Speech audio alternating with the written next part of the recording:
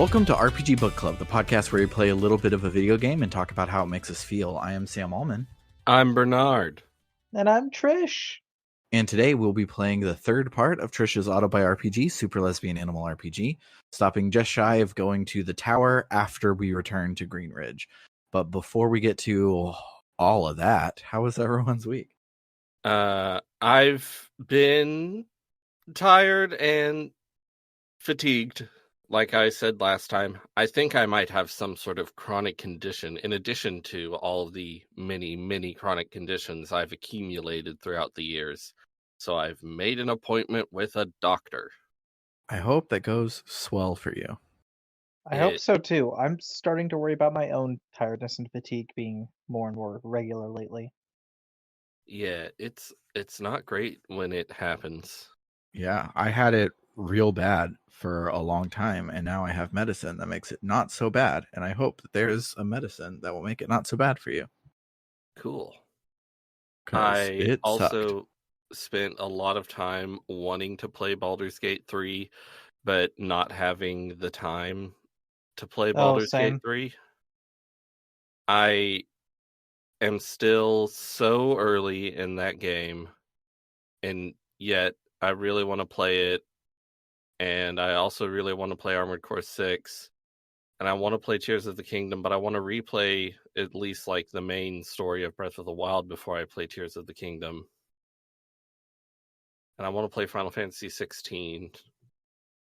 There's so many video games, and video games take so long to play. Yeah, speaking of games that take a long time to play that I want to play more, I'm currently in a 14-day free trial of Final Fantasy 14. I don't know if I'll beat it, but it would be great to at least get out of the part that's supposed to be free for everyone else, so that I will feel like I'm not throwing away money every time I buy a month of it, because that's silly.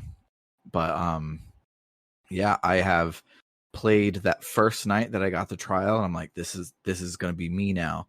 And then I also started playing Dragon Quest XI in Japanese again, and that's a lot of fun too. And I haven't played a lot of Final Fantasy 14, the one that has a ticking clock. Cool. Yeah, I've been playing Dragon Quest XI in Japanese, and it's really good, both as a game and like my comprehension of Japanese is making it less like homework and more like a puzzle that I'm figuring out, which means I'm doing a lot better at it than I was when I tried playing it last time. Which is great, Fun. except I should be playing Final Fantasy 14 because that one costs money the whole time that I'm not playing it.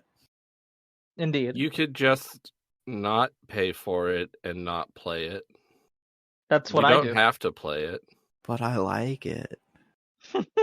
But if you're not going to have the time to play it, yeah, then you don't have to play it. That's why I don't have an active subscription right now, and I just do the after 90 days. They're like, "Hey, would you like 2 weeks to come back and play it?" And I come back for those 2 weeks, and then I wait for 90 more days, and that's usually how I get through everything. Because it's a really good game, but it's a really big game, and I hate playing with other people. And unfortunately, to get through all of the good story beats, you have to put aside 30 minutes where you can't stop being good at the game because people are relying on you, and that's really hard to do with kids and stuff. So I get burnt out on it pretty quickly. So having 2 weeks 2 to 3 times a year is pretty much the perfect pace for Final Fantasy 14 for me. Nice.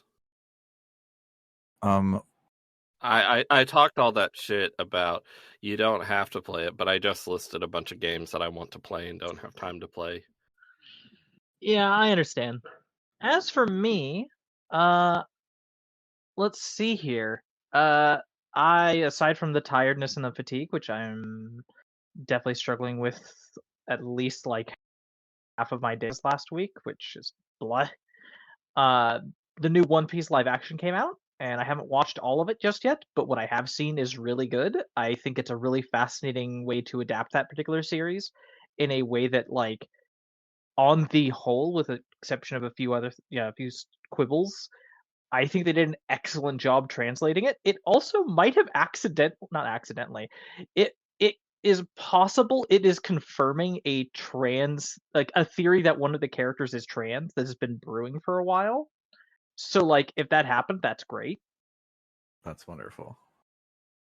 Aside from that, I've also been playing Baldur's Gate 3, like Bernard, wishing I had was able to sit down and do it more often.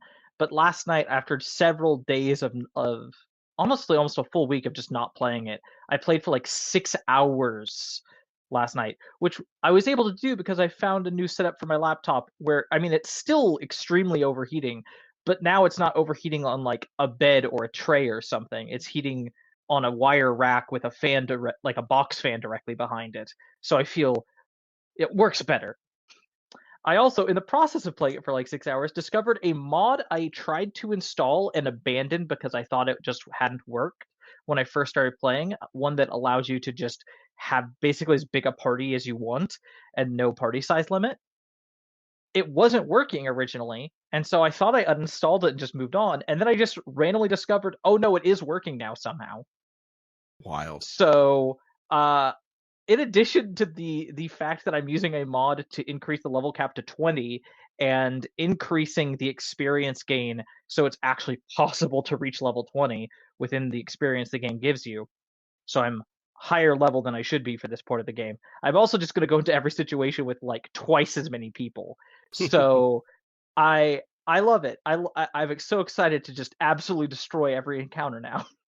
It appeals to the power fantasy of having a bunch of people to play D&D with. Right? Oh, what do you like? Really, 4-person party? I can count on one hand the number of 4-person parties I've been a part of. 6 is the norm. Oh, I am in the opposite direction. Oh, I have one party of 2 and one party of 3, and those are the only ones that have ever made it past session 4 in my entire life. So yeah, I don't have a lot of friends to play D&D with. same. I mean, I have a lot of friends to play D&D with, honestly. It's just the issue of scheduling. Scheduling is a nightmare beast. Mm-hmm. And also one person has to fucking DM, and that's a big commitment. You mean me? You mean me?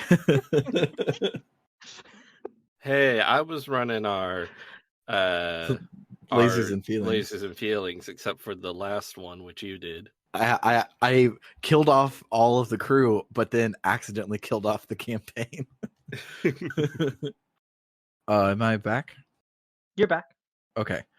The screen looked like missing no for half a second. And Cool. Oh no. No, it's That's back. fun. Yeah, it looks like I it was love just missing no. Yeah, one of my favorite Gen 1 Pokemon. Yeah, it looks like it was just like a visual thing in Discord. I don't think my computer's dying. I hope, but I wasn't sure if I was actually here or not. Speaking of glitches. Yeah, speaking of glitches, let's talk about Super Lesbian Animal RPG right after these messages. There aren't any messages. That's it. That's the message.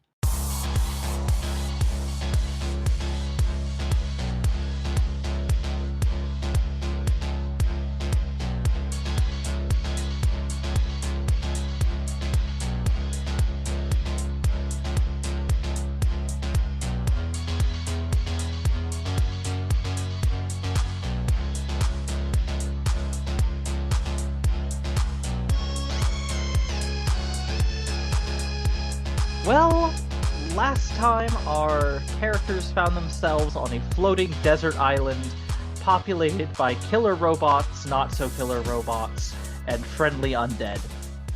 And after a night's sleep at the inn, our heroes talk to Neff, the mummy, who is waiting outside the inn for them.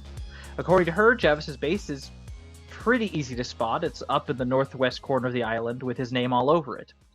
Heading there to meet her does, in fact, make it clear his name is clearly written all over it. I really appreciate that they don't draw attention to this gag. Neff just says, yeah, that place has Javis written all over it. Then you get there, and there's not a text box saying, oh, looks like that was literal. It's just like, no, you see it. You Yeah. see it, and it's good. Maybe I'm used to RPGs with game. less lean writing. Indeed. I enjoy as well that they keep the joke just visual and don't feel the need to comment on it. Mhm. There's a moment during that initial conversation where Melody can suggest bringing Allison's mom for help, or can just stay quiet, which is what I did. Allison already has enough insecurity to deal with. There are guards at the door, but Neff gets the party through fairly easily. After all, Javis tried to recruit her recently, and she was able to convince the door guards that Melanie and her friends are just more people being brought in to bolster his forces. The party is a little perturbed to learn that Neff was invited to join the bad guys and hadn't brought it up earlier, but Neff just pushes that aside to focus on the real goal here.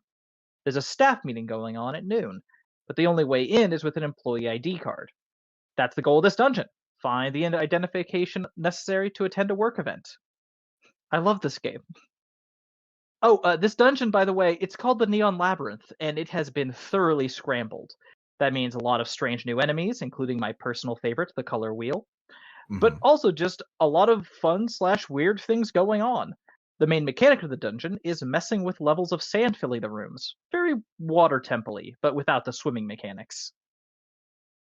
Of course, to do that, you actually have to turn on the switches, which requires travel through one of those kind of mazes you'd find on a diner handout for kids. It even has drawings of Melody and Jody on each end of it, as well as drawings of treasure chests in the maze that actually work like real treasure chests and have treasure inside. It's a dumb gag, but I love it. I love it. With the switches turned on, you can properly get to collecting the keys, grabbing loot, and otherwise navigating through the dungeon. There are some portions that are actually outside the building in some sort of strange, glitchy, liminal space, and it's in one of those areas that Jodie stops for a second to appreciate the extreme oddity of her surroundings, but in kind of an optimistic way. Allison has a hard time being fazed by any of this, since it's really just par for the course for how things have gone since she found a dungeon in her basement. As it turns out, when they were recapping to Jodie what she'd missed, they completely skipped over the Claire summoning a dungeon part, as something our bunny girl is actually still quite annoyed about. Claire, as always, tries to smooth over the whole thing, and Jodie easily accepts her reasoning that, it was a training dungeon, and so it was totally safe. That cutscene done, you hit the break room where Neff is currently chilling. She hasn't found the ID cards yet, and when Melody asks about the whole recruited to join Javis thing, Neff explains a cloaked figure offered her work for the guy, but she turned it down because it seemed like a pyramid scheme. The characters comment on the humor of this being said by a mummy girl. Anyway, past that, there's an area in the back half of the dungeon where everything is in a very classic Dragon Quest style of graphics. And in the process of heading to a needed chest, you cycle between original Game Boy Green and White graphics, giant versions of the characters, and a redesign that I feel like is meant to be making them look more anime or RPG Maker. No, it is RPG. Please tell me. Maker. It's the default art style. There's a character generator in this version of RPG Maker, and it all makes them in that same little chibi shape. And so they did that, but then did art on top of it to make it actually look like our characters, because I don't think you can be furry in the character generator. But it's definitely the RPG Maker MV or XP or whichever one they're fucking using art style. It's wonderful. Okay, thank you for explaining that, because I was sure I was missing a reference, and now I know what it was. Excellent. Anyway, you can also go into a slime room, which is like the break room, but for helper slimes. They don't fight you, but they really don't want you there. I loved that room so much. I thought, because this game is this kind of game, I thought that if you talked to all of them, the final one would say something. So I strategically talked to every single one, but they all don't say anything important. They all just say, please leave. And they're moving around, so it's hard to speak to all of them. But yeah, they all just say, "Get the hell out of here." Mm-hmm. Mm-hmm. You do eventually reach the place where the ID cards are being kept, but they are guarded by a horribly glitched mini-boss called the Singularity. After you take that down and get the keys, you can warp back to the start of the dungeon and head to the backstage area. This involves passing by the core for this facility, similar to the one you found in the first glitchy dungeon. There's some debate as to whether they should just destroy the core and make the dungeon vanish, but they decide not to. After all, if they could attend the meeting, they could get some valuable information. Before heading in, though, they read the computer connected to the core, and it reveals quite a bit. These cores are actually Verona Empire reality scramblers. They're powered by magic from the Empire's ruler, Queen Verona, and literally work by taking apart the fabric of reality around them and shifting it into a new configuration that better suits the Empire's needs. Even worse, the effect spreads the longer they're active, and with enough of them in the right positions, they can scramble an entire planet, then its solar system, and then beyond even that. This is scary as hell to the party, who cannot understand how that is even possible. This is a level of magic far beyond anything they've even ever heard of. When Melody tries to look for more answers, she hits a wall, leaving them with no choice but to head in and join the meeting. They sneak in, and Javis happily explains to his minions just exactly what their mission here is, since some of them are completely unaware. Their uh, Their goal here is the planet of Reverie itself, with a special focus on the Sapphire Islands. And this is due to reasons personal to the Queen that Javis is not going to get into here. He also he also explains the beast folk that populate most of the area, but he calls them Harries because they're covered in hair. Next, he explains the 3 scramblers they've set up. One on this floating island, where everyone currently is, one on the highest mountain peak of the archipelago, and one under Greenridge. Sure, the party messed with that one earlier, but it's already been repaired, and in a few hours, it's going to be turned on once more. While the party is discussing just how bad that is and how they have to get back to Greenridge as soon as possible, Jeva starts addressing how, yes, he has failed previously in some other dimensions, but this time it's going to be different. Without Galcian's orders, he'll succeed. All his previous failures were from Galcian's commands. Exactly. Oh god, he does have Alfonso energy, doesn't he? I don't know, I think he's a little more competent than Alfonso. Yeah. Anyway, a figure emerges, and it's that caped one that Jody was following, and the one who tried to recruit Neff. It's Paula, Allison's shitty coworker. But it's not just her either, since Javis reveals that he has used his own essence to create 4 sons to help out. Bigby, Killer Ray, Clinston, and Roy. If anyone has issues with nepotism, Javis doesn't want to hear it, even if his sons are literally only days old. But even those allies aren't all he wants to draw attention to. No. More than anything else, he has to thank the person who is the reason this operation even exists, the one who drew their attention to Reverie to start with, Claire Higsby. He gives credit to a certain spellbook in her possession and says that Claire summoned them here. Oh, also he knows the party is in the audience and puts a spotlight on them. He's known about their presence in the dungeon this entire time, and reveals that the entire point of this dungeon was to draw them away from Greenridge so that they couldn't interfere with them again. He teleports them to a strange glitchy area that kind of looks like a cliff at sunset. And Allison confronts Paula about why she would join these guys. Paula says that she has her reasons, but that Allison would never understand them. She just hopes Allison survives long enough for Paula to get a chance to kick her ass. The bad guys all teleport out so they can handle the whole Greenridge thing, leaving the party to fight a Gumball Goliath. This thing spits out little gumball creatures every turn, each type of which has a different status effect it can give to the party, plus the main Goliath hits like a fucking truck. I lost half my party before finally managing to finish this fight. It was pretty rough. That said, it probably would have been easier if I had remembered that the Magical Girl spellbook has an aura for the whole party that protects them against status effects. Oh, I didn't even notice that. I have magic missile and lightning kicks, and I didn't have lightning kicks by that point, and so that would have been very. I've been skipping random battles when I probably shouldn't. Yeah, don't do that. I just want to get to the next story stuff. Yeah, I feel But anyway, with that done, the party has time to discuss what they just learned. Allison is fully ready to blame Claire for this entire mess, but Claire maintains that she doesn't know how this could have happened. She took every precaution in her actions. This really isn't her fault. Jody backs her up, and it's up to you whether Melody agrees with Allison, agrees with Claire and Jody, or just tries to stop the fight without taking a side. I chose not to blame Claire because, I don't know, Melody's nice, and I don't think she'd want to say her friend was responsible for this disaster. Yeah, same. I tried saying, let's not fight, because my thinking was that figuring out who to blame isn't productive here. Agreed. However, phrasing it that way, it turns out, is a little too wise and assertive for Melody. So that's not what Melody ended up saying. I think that's what I said my first time playing, and if I remember correctly, it comes out as something more like, it feels very wishy-washy, and I just don't want to make anyone feel bad. Yes, that's how it comes out. Anyway, regardless of whose fault this is, they have to get to Glitchridge. The only issue, they don't have a way out of here.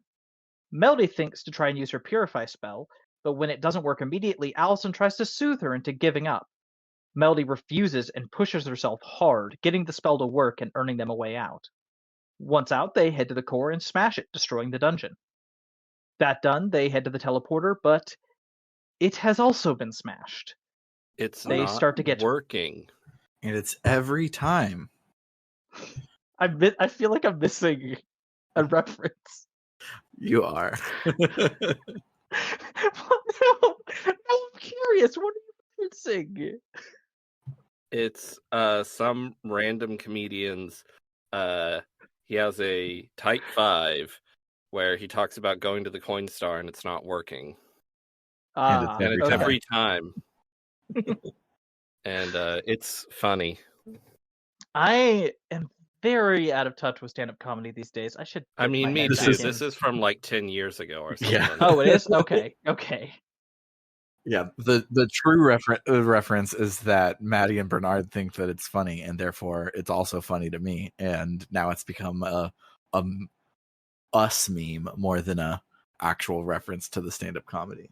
An us meme. I'm in the some us sort of group joke now. Only for an inside group. Yeah. We could call it an inside joke, maybe. No, it's an us meme. It's an us meme. Amazing.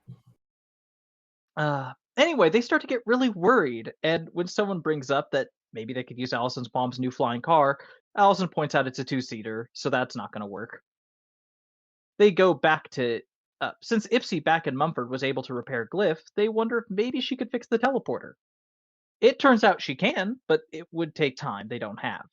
However, there's a more expedient solution. The island has a second teleporter to the Sapphire Islands.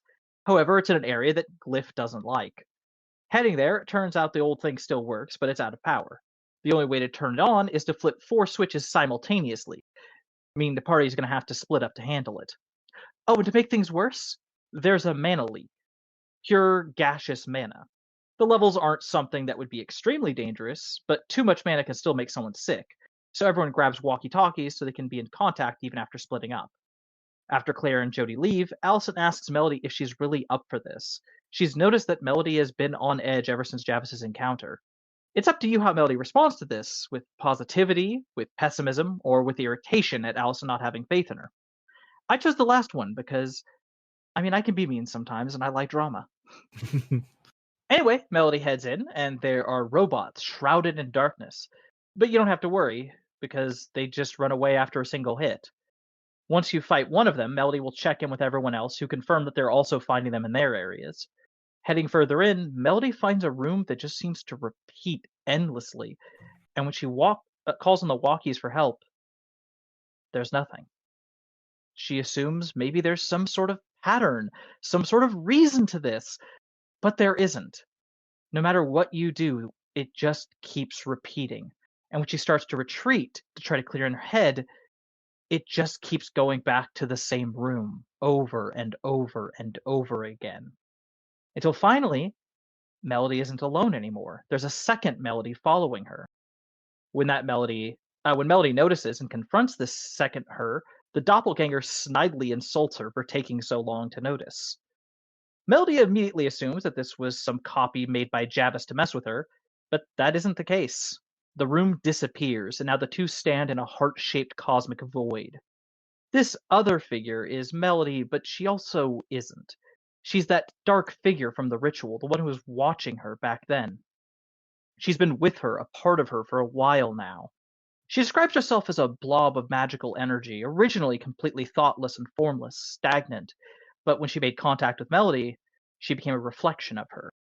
This reflection, who after a while decides to take on the name Harmony, so that's what I'm going to call her, calls herself the voice in the back of Melody's head, the one who gives her advice. Harmony criticizes Melody up and down for her choices, by which I mean for your choices. What type of paladin she is, how she handled the Claire reveal. She digs into all of Melody's recent decisions and paints a picture. Melody is a pathetic person desperately trying to reinvent herself, to make herself interesting, to make other people happy. She isn't a hero, she isn't a paladin, and she hates herself. The only way she was even able to get magic was by cheating, and all of this is only something that happened because Claire tried to help her by making a training dungeon. Oh, and Allison? She just pities her. She doesn't really believe Melody can do anything of note. She's just waiting for Melody to fail so they can call it quits and go back home. All of this causes Melody to have a full-on panic attack by the end of the conversation, at which point we cut to her being in the room with the switch, her friends all around her. They've been able to hear her this entire time and try to take her out of there. Her body was already having to adjust to a big infusion of mana from Claire's ritual, so it seems like the mana leak gave her a particularly bad reaction. How much of what she saw and what she experienced was a hallucination? Who knows? They take her out for fresh air, and Ipsy handles her part for the switch pulling. I'm just gonna pause real quick to say I just fucking love this scene so much, and I'm really tempted to just like record a version of it, just like voice acting it, because God, it's so good. It's fantastic. After a while, the power is restored, and Melody seems to be feeling better. Crying and hugs from Glyph helped. But when Allison asks if she wants to talk about what she saw, what she's going through, Melody tells her no and sweeps it under the rug. After all, they have to get to Greenridge. Allison pushes, warning against burnout, which only makes Melody snap at her. Turns out the teleporter takes them to a beach not far from town. On the way, you can run into the same guy who gave you free Soleil merchandise before. He's now selling stuff on the beach. You can buy tropical shirts, which are actually pretty good armor, which has led to, I'm going to find and link at some point, there is fan art of the whole party wearing those tropical shirts. Yeah, this guy, I guess, has multiple part-time jobs and has no idea about what's happening in Greenridge right now because he's been here all day working. You can also peek into the lighthouse, which has a door that'll take you to the astral plane. Speaking of which, I haven't mentioned the astral plane in any of my recaps so far, and we haven't even brought it up in the meaningful moments. So just to cover that, it's a plane of pure magic that exists alongside the material plane. There are astral doors that can take you there, dotted through the world, which allow for quick travel between different spots. And there is one in Greenridge, but if you try to get there through the astral plane, the way is blocked, which is another bad sign to the party. And it really should be, because when you get to Greenridge, you find it has been rewritten and is now Glitchridge. Great. Claire starts to freak out as it now is really starting to hit her just what her actions have caused, especially worrying about Beverly and how she's doing. Monsters show up, but before a fight can start, the Paladin Brigade arrives. The Pangolin Brigade. The Pangolin Brigade. They've been evacuating the residents of this town to a camp on the beach and give the party some warp stones to teleport anyone they find over there. This is their chance to prove that they're actually worthy adventurers. They also confirm to Claire that no, they haven't seen Beverly so far. Faith is at the tower, where it seems like the enemy is concentrating their forces. The Paladins head out, leaving the Novas to save those left behind before trying to fix this mess. There's a lot here, and so much of it is strange and glitchy and beautiful, honestly. But the points of interest are saving Mona in the library, whose chair teleports out with her, those two shop kids, who were entirely ready to stay and just be a shop, despite the fact their store is extremely hard to get to, what with the current situation of the town, and Beverly, who has a very tender scene with Claire. She has been crying on the floor of her diner, freaking out about this entire thing, which is understandable. And Claire does her best to comfort her while apologizing. She finally tells Beverly that she cares about her a lot, which Beverly doesn't seem to realize is a confession. So Claire just tells her they'll talk about it later and teleports her out. You can also find the Leone family, the one who've been selling the spell books, being menaced by monsters, but they don't need rescuing. Pepper seems to be able to handle this situation fine. With all of that done, you can head to the tower, only to find Paula is there in a sick new outfit, one that Javis apparently made for her. She once again refuses to explain why she chose to join the Verona Empire, but this time she says that once Verona arrives, the party will start to question their loyalties too. Still, it isn't time for that fight just yet. She teleports away and leaves the party facing an impassable glitch wall. They discuss how they could get into the tower when Claire has an idea. The basement dungeon. There is a cave system it connected to, which is adjacent to the underground part of the tower, so there might be a way to get inside there. With the resolve to keep continuing on and to stop Verona from being summoned, we leave the storming of the tower itself for next time. So let's listen to some more music and then talk about our memorable moments for this week.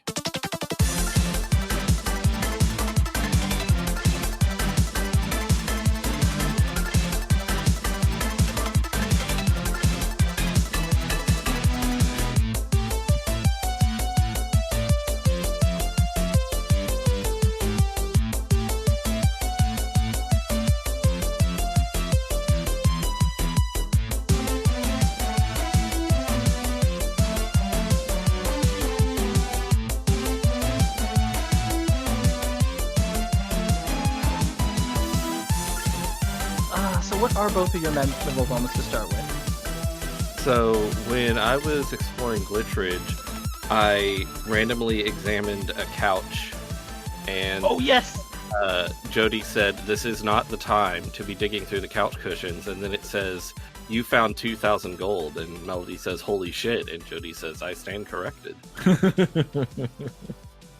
Which is also notable because Melody does not usually swear. Mm-hmm. And you don't usually get things for examining couches. You can at the very beginning of the game. Melody's couch has money in it. Yeah. But it's only like 100. But most couches aren't treasure chests.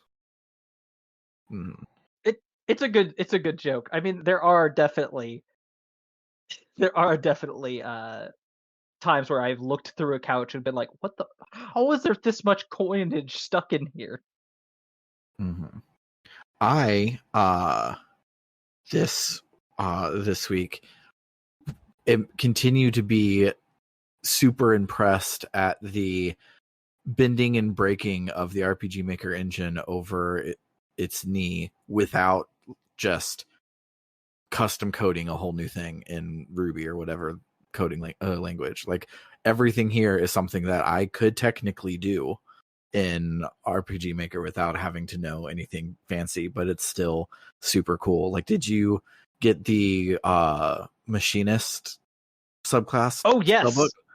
It's yes, so cool. So when you kill robots, you get their spare parts, and they've just been sitting in your bag, and it's like, trust me, these will be important one day. And that day is when you get the machinist spellbook, and whoever uses it, instead of using MP or star power or HP or potions, you use the spare parts to like build things, in those things do spells and whatnot. It's like, it's really cool. It's very cool. I like it mechanically because instead of doing damage calculations, the damaging attack does a flat 300 damage no matter what, and the defend there's a defend for one character and a defend for the party, and Mhm. each of them only reduce damage by a flat 50. Mhm. That's very cool. I've actually never played around with that spell book for some reason. I just have like I can't take the Magical Girl spell book off of Melody. I don't know why. I just have to have it on her at all times. The other Yeah. ones I'll play around with a little bit. The spell book I was playing around with the most this time was the Chronomancer one, which is one you can buy from Mumford, which is a really good spell book, if only for it has a buffing spell that gives someone 2 attacks per turn and increases their speed a lot. Uh-huh. Oh And my. we start to get the point in the game where people joke that you just do the setup by giving Allison all of the buffs. You Mm-hmm. kiss her, you Uh-huh. give her the speed up, you use the attack boost. I believe there's more things you can give her later, and you just combine all these things on Allison, and she just destroys everything. Yeah, so I have been doing that, and so first turn, unfortunately, you can't get the attack boost off Claire because it costs star power. So on your first turn, you get Claire to do some spell and maybe suss out the enemy's weakness, and you get Allison to elementally charge her weapon. You get Mhm. Melody to give it a kiss, and you get Jody to give her haste. And so then the rest of the time, because Allison's gimmick was removed from the game, so Allison basically just hits hard, and that's it, which is fine, because if you do the setup, you get to do like 400 damage twice in a turn, and it's Mhm. great, and I love it. Agreed. The other one, did you either of you find the glitch spell book in I Glitchridge or did. Glitchridge? I did. It's I did not equip it. I have a feeling that something bad happens if you equip it, and you're not oh, supposed to do it. I gave it to Claire because Claire 100% seemed like she was itching to try it, so I had to. Mhm. And let me tell you, it is worth it. It's the only spellbook that gives you electricity attacks, which are Mhm. useful, unless you count the lightning one from the spell blade. But that's a buff onto someone's regular attack, not just a spell attack. Mhm. And then there's the thing that does a random amount of damage and also can corrupt your enemies, which is useful. And it has a healing spell that heals for a random amount, Mhm. which is it's very fun and weird and silly. And I especially love when you find it, them all being like, oh, something bad happened to this spell book. And Claire's like, I'm not going to look a gift horse in the mouth, which I think is Jody goes, there's a mouth? Yeah. I mean, that reminded me of that problem sleuth thing where they do a attack that does a random amount of damage, and through some insane calculations, it's rolling a D50 trillion, and it rolls a 1. Yeah, that's about right. Oh. Yeah, cycling back to the Harmony scene where Melody has a full-on panic attack. I just adore it a lot. It's it's so representative of when you're in a really bad space and it just feels like there's a part of you in your head that is 100% ready to jump to the worst possible interpretation of yourself at all times, Mhm. and it's just unrelenting. And the also just like the cyclical nature of self-esteem and anxiety, and how when you're struggling with those things, it can lead to you having outbursts or like visibly struggling in front of other people. And that sometimes the way people react to that is by kind of coddling you, or like they're trying to be comforting and caring and nice, but the way it can read to you is, oh, they're babying me because they can't take me seriously. I have to have my hand held. Like it it reinforces your own anxieties and your own self-esteem issues. And I think that's just so perfectly illustrated in that scene. And I also I adore how, like, I don't feel like the game throws it in your face the way some other games I play do, which I don't mind. I enjoy it when a game does that, but like the way it will pick up things you have done in this game and use them as fodder for her inner anxiety to yell at her about it. I do love going to jail in Chrono Trigger. Exactly. This is a real going to jail and Chrono Trigger moment. Also, the fact that she names herself Harmony is pretty neat. Especially, I don't know. I'm just gonna preface this. I know nothing about music theory. I am completely illiterate in that particular form of academia. But from what I was able to find, namely asking my sister, who is someone who knows something about music, uh, the fact that harmonies require, two different sounds that complement each other, and a harmony needs a melody to exist. Mm-hmm. Which, like, I gotta give the creator props. That was really smart naming on their part. Yeah, I like it a lot. Also, I love the Neon Labyrinth. It's such a weird, cool dungeon, and the fight music for it is running in the 90s, or at least has elements of running in the 90s. I think I might be just hearing that when it isn't there, but that's what I'm hearing. I do not remember thinking that. Let me look it up and see if I can find that track and see if I can hear it as well. Oh God, what would that track be called? You never know, because I love the names of the tracks in this game, but they're sometimes a little difficult to tell what they're supposed to be. Would it be Let's Labyrinth Rave see. Original 998? No, it's Fighting in the 990s. It's fighting in the 990s. Okay, so I am right. That's wonderful. Yes, it definitely quotes it a little bit. Yeah. I somehow did not pick up on it. Also, just Glitchridge, the way they take that familiar town that you spent some time in and twist it horribly is the way that it combines so many of the houses into basically one weird mega house that connects all these parts of the town that should not be connected. Also, I didn't bring it up, but you can run into that helper slime who's trying to sculpt a statue of Queen Verena, but it's still just a giant block of marble. Mm-hmm. So it doesn't spoil you on what Verena looks like. I don't know. It was a cute. It's really good. Oh, yeah, I feel